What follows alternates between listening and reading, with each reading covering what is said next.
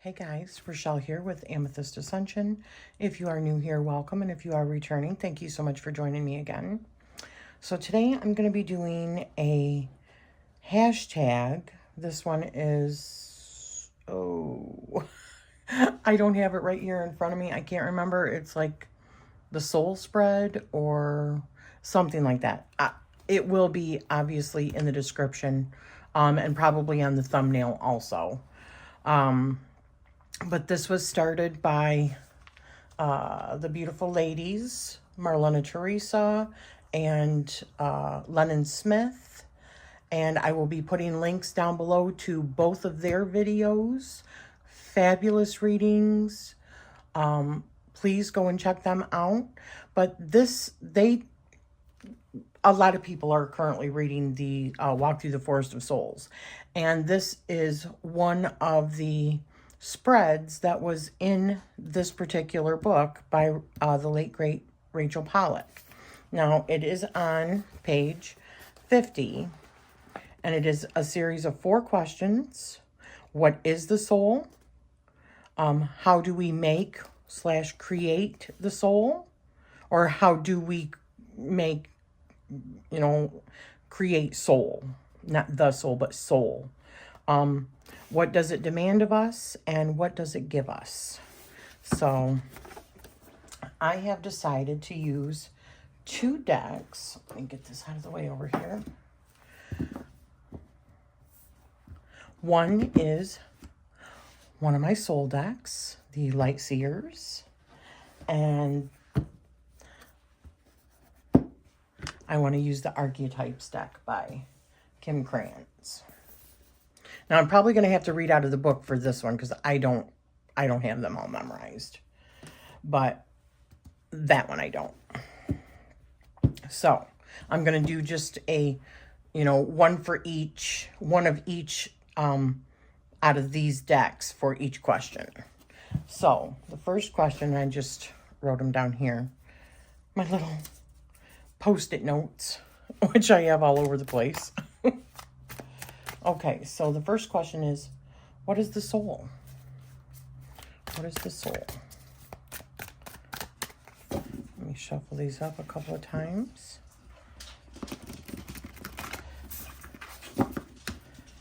What is the soul? These ones, this is the indie version of this deck, so I can't, they're too stiff for me to riffle. So, but to waterfall, they're beautiful. All right, so what is the soul?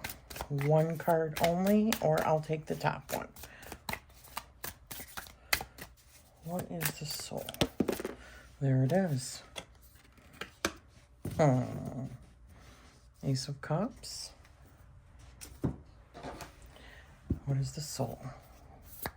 Okay, hopefully he's done.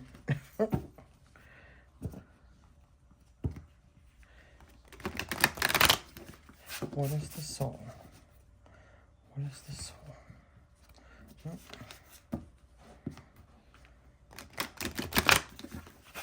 My version is cut down too, and I edged mine because I had tried writing keywords because I didn't want to have to dig into the book, but it is what it is. This is an awesome deck, and we were just talking about this deck in the Amethyst Ascension family group, so figured, you know what, I'll just use it. Okay, all right, come on now, let me ask the question. All right, what is the soul? What is the soul? All right, the cave. Ooh, all right, so we're just gonna do that. All right, the next question is, and then I'll go over them. The next question is, how do we create or make soul? How do we create or make soul? How do we create or make soul?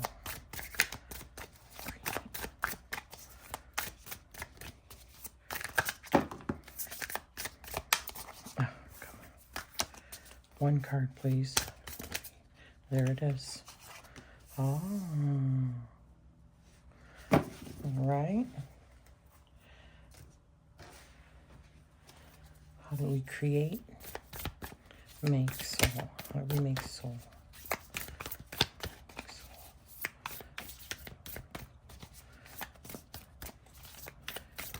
There it is. Okay, well, I'm going to take the top one.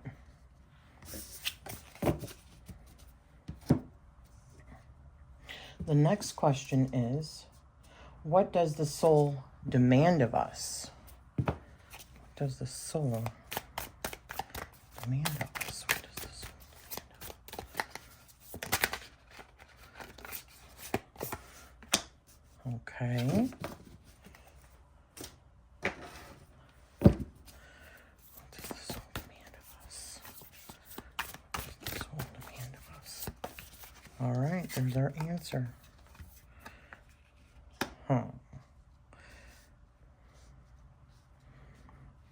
I just heard also in the group that this is coming out next year, this Archetypes deck in a mini, which would be perfect. It would fit so much better in a mini. You see what I'm saying?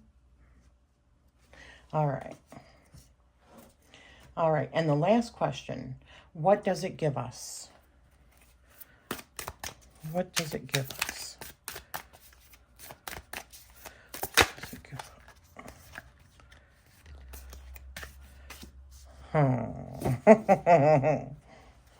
Interesting.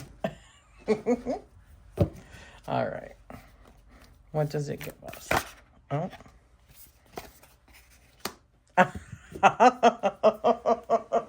You just cannot make this stuff up, I swear. All right. So, the first one.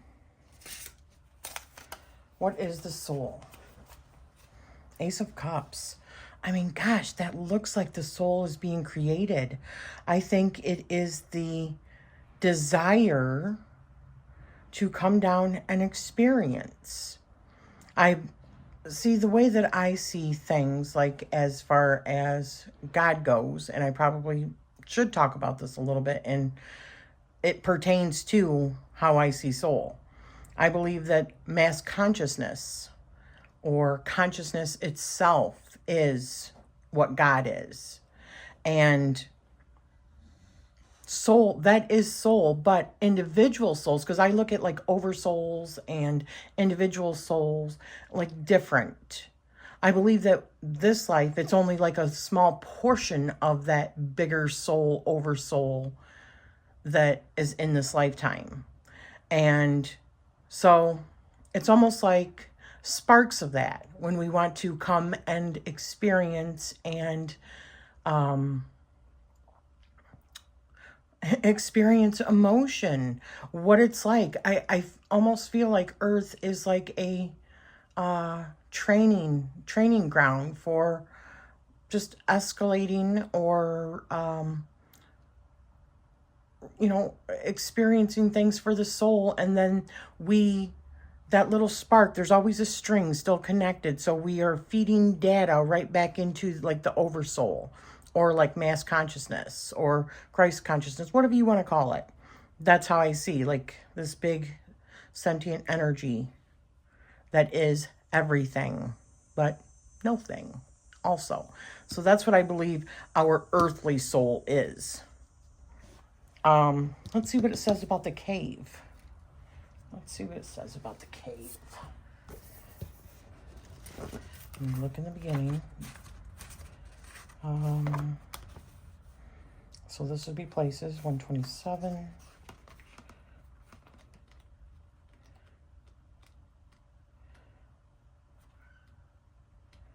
All right. The dark, the portal, the interior. I'm reading right out of here. It also says over here, slowly and steadily crystals of enormous magnitude grow within the dark confines of caves. Let the cave teach you patience. Over here, envision yourself as an old sage in a cave. What amenities do you need? What draws you ever closer to the cave, within the cave? Those who are fortunate enough to find and enter the cave are forever changed. It is a place of potent power, acting both as portal to another realm and a space for sacred ritual and initiation. The cave is a place to return for meaningful retreat, where one can see the true self in the darkness. In esoteric teachings, the cave is known to reside in the center of the heart. Within its walls, the whispers of compassion and self-understanding can be heard. Yet because of its mystery and power, many of us fear the cave and never try to find it. It's like, know thyself, right? We busy ourselves in the bright lights of the city while the cavernous and dimly lit chamber calls out to us in the night. Where is your cave? You already know. Return to it and tend the fire. So when light, the sacred center within. When dark, withdraw, isolation, and hiding. Go deeper. Les Caux, the Cave of Crystals, and the Blue Grotto. So, to me, I think that's signifying right here. The dark, the portal, the interior. It is that spark. It is that energy that is pushed into us. And, it's said here in the center, heart, by the heart, which, when you think of the different chakras and stuff like that and energy, right? So it feels very much like that for me. So let's see. What was the next question? How do we make or create soul? That Knight of Wands, I have said this all. So the reason I say the Fool is my card, in the tarot, because I feel like the Fool is the ultimate experiencer. We go through each evolution of the tarot. The Fool is that traveler that goes through every single archetype and ascends. I feel like the Knight of Wands is very similar to that, because the Knight of Wands is carefree, just ready to explore, ready to experience, driven by their passions and the things that excite them, not always really thinking about, the future, about what their actions could, what the outcome of that could be. However, isn't that really what life is all about? If you don't take risks, how will you ever learn sometimes? I know for me, when somebody tells me, okay, you shouldn't do this, you shouldn't do that, that's when I do it, because I am a hard-headed person, okay? I like to experience for myself, but your children, whenever you were telling them, well, this is not supposed to be like that, but I'm not trying to get all... So I just look at it like the Knight. I just look at the Knight is ready to experience, create experiences. That's what I believe creating soul is just continuing to be impassioned about, wanting to just live, being enthusiastic, being innocent, and ever seeking. Now let's see what the Orphan says. All right. Orphan. So the cells, orphan. On page 71.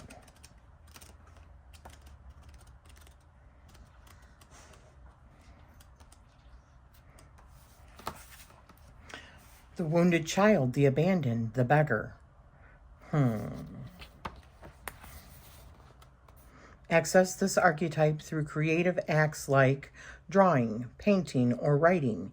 Keep it simple. Ask the orphan what it wants to draw, make, or say. This side says tenderness beyond tenderness is required. Imagine holding yourself in your hands. To recognize that each one of us fears rejection and isolation is to take one step towards the orphan. More kindness always. To study the orphan is to study the deep and challenging energy of our time. We are ever more connected, yet face collective isolation. The refugee crisis haunts our planet. Children are separated from parents, and the earth begs for our attention. We are in a time of universal orphanage of nature, of each other, of our own hearts. Take refuge in the fact that we all share this core wound and dilemma. It is normal to fear this card as it haunts the caverns of the soul. When it appears, take time, real time, to be in the presence of the feelings that this card stirs in you. Let it humble you. What are you starving for? What is the deepest gift that you could imagine giving to others? What has been rejected is quite possibly what is most needed, dear one. So it says, when light, deep solace, deep acceptance, deep love. When dark, distanced, hates and avoids, controlling, limiting, go deeper. Mary Oliver's The Kitten. So even this orphan is about just feeling, all of the things that we're feeling. An orphan, because I think a bigger picture kind of thing is that we separate from mass consciousness or the Godhead when we come into a life, and we continue to experience in order to continue to feed like the oversoul kind of thing. That's how I feel about this right here. That's how we create soul, is we experience and then send that data back to the big soul. And that's why we continue to go life after life and evolve, because we learn certain lessons and then we move on to the next. Like the Fool going through the tarot. Okay, so the next question was, what does the soul demand of us? Yeah, to live life and make choices so that, maybe, because even I believe that we do like blueprints before we come into life, okay? So that we have certain decisions and certain paths that we decide as we go. I don't believe in coincidences. I really don't. I do believe that there is a reason for everything. However, and I believe in fated things and destiny. However, I believe that how we arrive at that destiny is by the choices that we make. So what does the soul demand of us? To go and experience, make choices that determines how we live our life and determines the emotions and the things that we have to face in that life, so that we can feed that information back to the oversoul. So let's see what the gem says. Excuse me. So the gem, let's see. The gem is one of the tools. 177.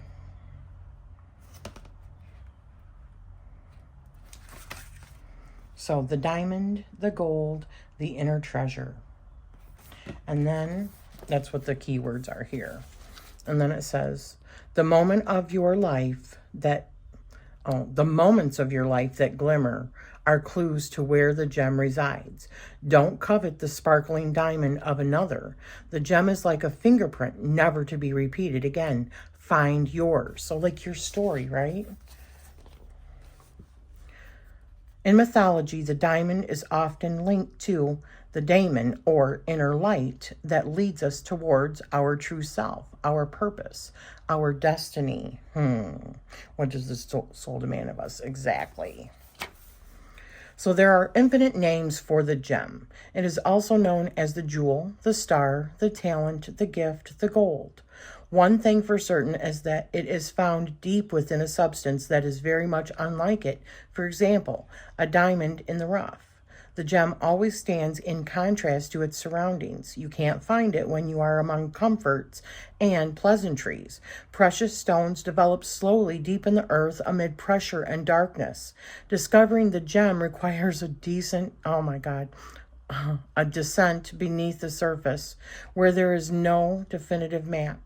Yet the longing to touch the true gem within us is so strong that we cannot help but seek out its radiance. Your gem, like your destiny, is unlike any other in the entire world. Keep digging.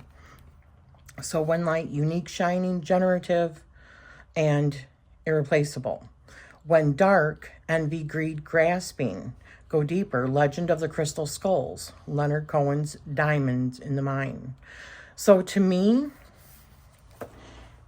it's like what I said. Each and every one of us, when we go out and experience, we are adding more to what makes us us. But at the same time, what makes the mass consciousness what it is. It like is perfecting itself as we go and experience. It's like taking like every single possible path and then grabbing all of that data. So together, that's why each one of us on our different paths, it's so important that we follow our, in my opinion, follow our dreams, follow our passions, even if that leads us to bad things, because, and it probably was supposed to, so that we can learn and polish our inner gem, like know thyself and feed that back to, you know what I mean? The main source. And we are perfecting our mass consciousness. That's why our whole mass consciousness has to evolve. We do that together. Okay, and then the last question was, what does it give us? The Emperor. And to me, that just means order. Right now, it gives us order and like a time, like in this, because like I said, I think that there's different levels of the soul. So the questions that was asked is just about the soul. I believe in an oversoul. I believe in earthly, or at least like portions of a soul. So I'm talking about the portion of the soul here. So I believe that the Emperor is that order in the chaos. Like the mass consciousness is the chaos. And the birthing canal is like the chaos, that no thing before we come into this existence, which then creates order, stability within the chaos so that we can experience. Okay, so what does it give us? And it says the self. But no, Sully. So let's look at that one. And that is... Sorry, give me a minute. Hopefully he's done. Okay, 119. Oh, jeez, I just turned to it. Okay, the self. So we've got the soul, the witness, the watcher. Telling you, you can't make this stuff up. The cards never lie. It's no surprise that two central mantras in the yoga tradition concern themselves with the self-experience, which Soham, I am that, and Satnam, true identity. Sorry, I have to keep on stopping it because of my boys. So if this card is perplexing for you, you are on the right track. It challenges us to expand our sense of identity beyond the little self. And the ego resists such movement. Exactly. So, it says for this one, the self is the prism that allows the spectrum of our personalities to radiate. It does not judge, prohibit, suppress, or oppress any of its parts. It lovingly knows that all aspects have a time and a place, and leads us to experience the full breadth of life's offerings. The self is the central abiding container, the awareness of the infinite universe of possibilities. When this card appears, it's a call to step back into witness consciousness, to observe yourself navigating the world. Ask yourself, am I the stew or am I the chef? In most situations, our ego draws us into the cauldron where we swirl, spin, and smolder in chaos. Yet the self is a graceful culinary dancer, watching, waiting, observing as the spectrum of ingredients become the flavor of our life. Look in the mirror for 30 seconds or more. Attempt to see the you behind the you. So when light, witnessing, accepting new aspects of self. When dark, disjointed, fatigued, diffused energy and purpose.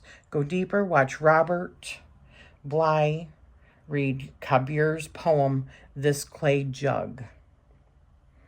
So what does it give us? It gives us ourself.